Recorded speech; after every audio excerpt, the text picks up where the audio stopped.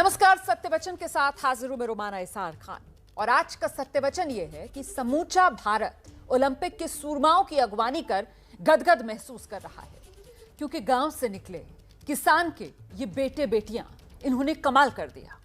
चाहे नीरज चोपड़ा हो, रवि दहिया हो, बजरंग पुनिया हो, लवलीना हो, ज्यादातर खिलाड़ी ऐसे ग्रामीण बैकग्राउंड से आते हैं जहां से निकलकर मेडल लाना वाकई में बहुत बड़ी बात होती है, क्योंकि वो ओलंपिक में अपने प्रतिद्वंदी खिलाड़ियों को बाद में हराते हैं। पहले आपको पता है वो किसे हराते हैं? पहले वो गरीबी, असुविधा, परेशानी जैसे तमाम कारणों को दंगल में पटखनी देकर जाते हैं। इसीलिए जब वो जीत कर वापस देश आते हैं ना, तो स्वागत बेहिसाब होता है। वो जो ओलंपिक का दंगल था ना, वहां से जीतकर हिंदुस्तान के सूरमा आए हैं।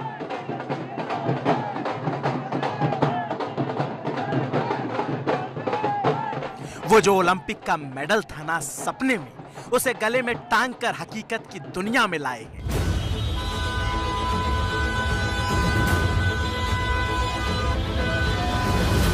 और जो साहिर कह गए थे कि 1000 बर्ग गिरे, लाख आंधियां उठे, वो फूल खिल कर रहे हैं जो खिलने वाले हैं।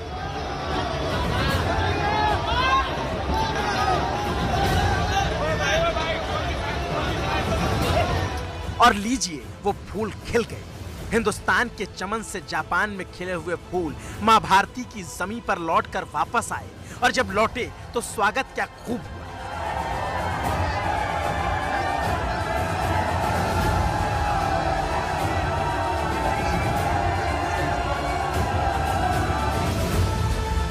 हर निगाह अपने सूरमाओं को बस एक नजर देख लेना चाहती थी, उन हाथों को चूम लेना चाहती थी जो हिंद की माटी में मेडल लेकर आए हैं। पूरे भारत को धन्यवाद मेरी तरफ से, इतना सम्मान दे रहे हैं। इस तरह से स्वागत देखकर आपको कैसा लग रहा है गोल्ड जीतकर? बहुत अच्छा लग रहा है, और मैं बोलता हूँ कि सभी एथलीटों का ये स्वागत करना चाहिए और हम और ज्यादा मेडल लेके आएंगे। बहुत खुशी होती है कि देश पूरा देश हमारे को इस तरीके से इतना प्यार किया है, इसके लिए सबको बहुत ज़्यादा धन्यवाद देना चाहूँगा। सबको बस यही कहना चाहूँगा कि मैंने किया है, मैं कोशिश आगे बढ़ी, इससे ज़्यादा करने की कोशिश करूँगा। बहुत बहुत धन्यवाद सभी का, देश की जनता का। और ये ऐसे प्यार और सम्मान ऐसे ही देते रहे, हम देश के लिए और अच्छा करने की प्रेरणा मिले। जो हमारे युवा है वो अच्छी मेहनत करें, अपने माता पिता का, अपने गुरुओं का सम्मान करें। स्वागत है आपका भारत में। देखिए मुस्कान जो है, ये खुशी।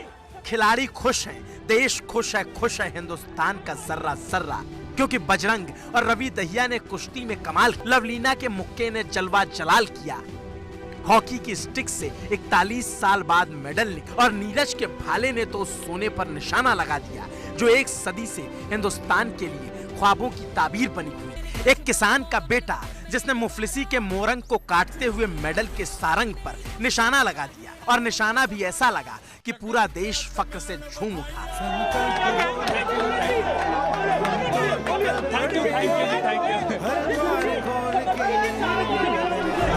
पूरे भारत को धन्यवाद मेरी तरफ से, इतना सम्मान दे रहे हैं। बहुत अच्छा लग रहा है, और मैं बोलता हूँ कि सभी एथलीटों का ये स्वागत करना चाहिए और हम और ज्यादा मेडल लेके आएंगे। बहुत बहुत धन्यवाद। लेकिन अभी वो लम्हा आना बाकी था जब आंखें नम होने वाली, क्योंकि समर्थकों की भीड़ से निकलकर उन माता पिता के पास नीरज पहुंच चुके थे, जिन्होंने अरमानों के छप्पर ढालकर एक भाला खरीदा था अपने बेटे के लिए। और माँ बाप का कर्ज तो कभी चुकाया नहीं जा सकता, मगर नीरज चोपड़ा ने एक कर्ज चुकाने की कोशिश की, अपने माँ के गले में सोने का चमकता मेडल डाला।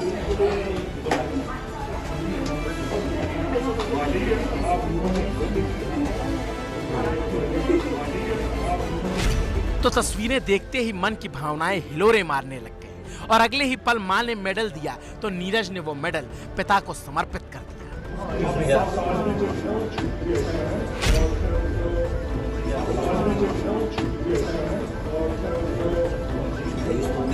पिता के गले में बेटे के हाथ से मेडल आता है, हाथ पीठ पर जाकर कहता है, शाबाश मेरे लाल। और इतने में आंखों से खुशियों का दरिया समेटा नहीं जाता। कुछ छलक गए, कुछ खुशी से गिरे, और हिंदुस्तान की धरती से लिपट गए।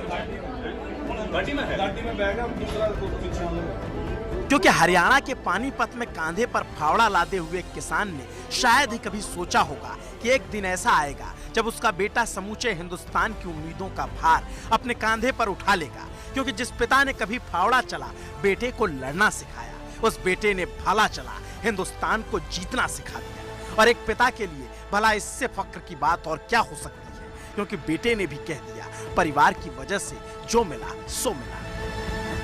मैं सबसे पहले तो ये दिखाना चाहूंगा गोल्ड मेडल ये मेरा नहीं पूरे इंडिया का है।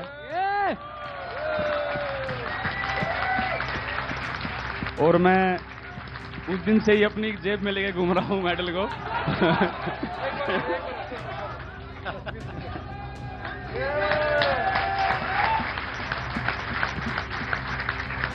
मैं ऐसे ही बताऊं तो उस दिन से सही तरह से सो नहीं पाए हैं, खा नहीं पाए हैं, लेकिन जब भी मैं एकदम इसको निकाल के देख लेता हूं ऐसा लगता है कि यार सब ठीक है, कोई दिक्कत नहीं।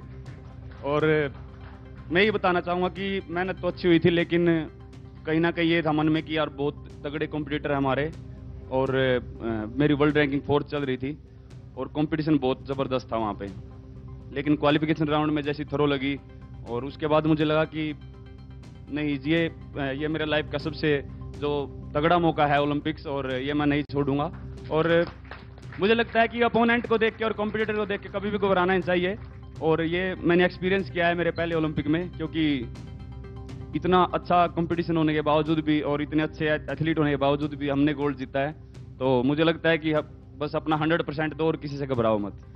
सवाल मेरा भी है, क्योंकि बहुत सारे खिलाड़ी हमारे ग्रामीण क्षेत्रों से आते हैं, बहुत दूर दूर से चल के अपने खेल के क्षेत्र तक भी जाना पड़ता है। तो आप में से कोई भी इसका उत्तर दे सकता है क्या क्या मुश्किलें आई और कैसे यहाँ तक पहुँचने का सफर पूरा हुआ? जी बिल्कुल, मुझे लगता है कि ये प्रॉब्लम सभी जितने भी खिलाड़ी यहाँ पे बैठे हैं लगभग सभी मिडिल क्लास फैमिली से हैं और सभी को ये प्रॉब्लम आती है। लेकिन मैं बोलता हूँ कि उनकी फैमिली का सबसे बड़ा हाथ होता है कि वो पैसे से चाहे उनको सपोर्ट नहीं कर सकते, लेकिन वो जब ये बोलते हैं ना कि तुम बस खेलो, कोई बात नहीं, रिजल्ट देखा जाएगा, तो वो बहुत ज़रूरी होता है। और मुझे लगता है कि वो जो एक स्ट्रगल होता है और वो जो कमी होती है पैसों की भी या स्टेडियम की, वो कहीं ना कहीं एक एथलीट में आग पैदा करती है कि हाँ हमारे पास इस चीज़ की कमी है और हमें मेहनत करके इसको पूरा करना है। तो संस्कार के संसार से निकले नीरज ने मंत्री अनुराग ठाकुर के सवाल का जवाब सीधा यही दिया कि परिवार ने मेरे लिए बहुत कुछ किया। हम सब खिलाड़ियों के लिए परिवार ही सब कुछ है, क्योंकि पानीपत के एक छोटे से गांव से निकलना और महज 23 साल की उम्र में सोना साथ लेना मामूली बात तो नहीं। लेकिन देशवासियों के जहन में अब भी कुछ सवाल रह गए थे नीरज से, जिसका जवाब हमारे संवाददाता विकास भदौरिया ने दिया।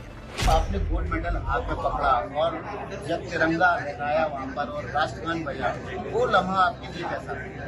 देखो, मुझे लगता है कि वही लम्हा खिलाड़ी के लिए सबसे अच्छा होता है, क्योंकि जितनी मेहनत खिलाड़ी करता है उस मेडल के लिए और राष्ट्रगान जब बजता है और अपना तिरंगा जब डंबर जाता है तो उस फीलिंग के लिए, उस टाइम के लिए करता है। और वो जब मिली तो मुझे लगा कि हाँ यार, जो सपना देखा था वो पूरा हो रहा है।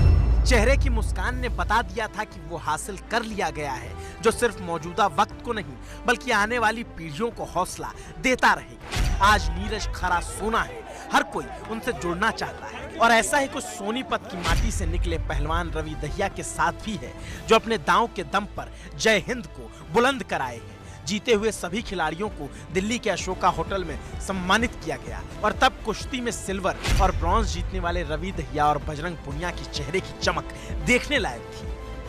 सभी का धन्यवाद, जितना प्यार और सम्मान दिया है। आज एक ऐसा लग रहा है जैसे दोबारा से मेडल जीता है देश के लिए। सामने वाला भी मेडल के लिए आता है कि भाई हमें मेडल जीतना है, तो वो ये नहीं देखता कि भाई सामने वाले को इंजरी है, वो हमारी बाउट है। तो मैंने यही सोचा लास्ट बाउट है, अगर टूट भी जाएगा तो कोई नहीं, उसके बाद रेस्ट कर लेंगे, पर ये लास्ट बाउट है और ये जिंदगी बदल सकती है। तो इसलिए मैंने अपनी तरफ से बेस्ट करने की कोशिश करी। मैं भी देखता था कि इनका इतना सम्मान मिलता है तो बहुत खुशी होती थी देख के, भाई मेरे को भी ऐसा करना, अगर मैं ऐसा करता हूँ तो मतलब देखो कितना सम्मान मिलेगा। इनको देख देख के मैं आगे बढ़ा और मैं आज यहाँ खड़ा हूँ। आप सबको बहुत बहुत धन्यवाद देना चाहता हूँ कि आप मेरे साथ जुड़े। बहुत बहुत धन्यवाद सबका। रवि दहिया एक ऐसा नाम जिसे चंद दिनों पहले तक कम ही लोग जानते थे, लेकिन आज वो हिंदुस्तान की आकाश गंगा का चमकता सितारा है। और उस सितारे से भला कौन दूर रहना चाहेगा। तो हमने अपने दर्शकों को रवि के और करीब ले जाने की कोशिश करना है। अपना प्रेम जाहिर करने की कोशिश कर रहा है, वापस एयरपोर्ट प्रीमाइसेस की तरफ लेके जाते हुए। अच्छा रवि भाई, मुझे है ना आपके साथ एक दाव खेलना है, वो पटक दो, पटक दे एक दाव। उसमें मजा आ जाएगा। जैसे अपन देख लो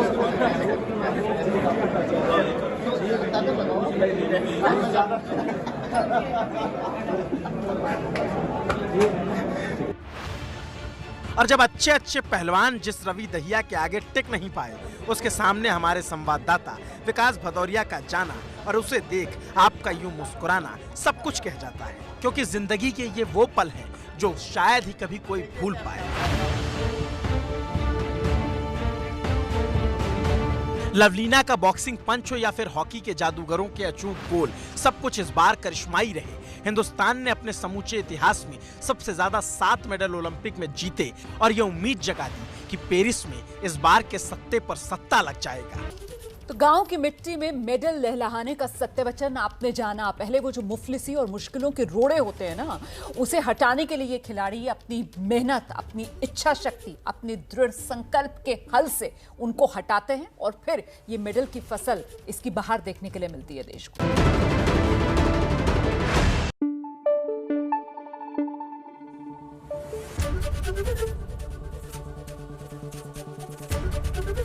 एबीपी न्यूज आपको रखे आगे।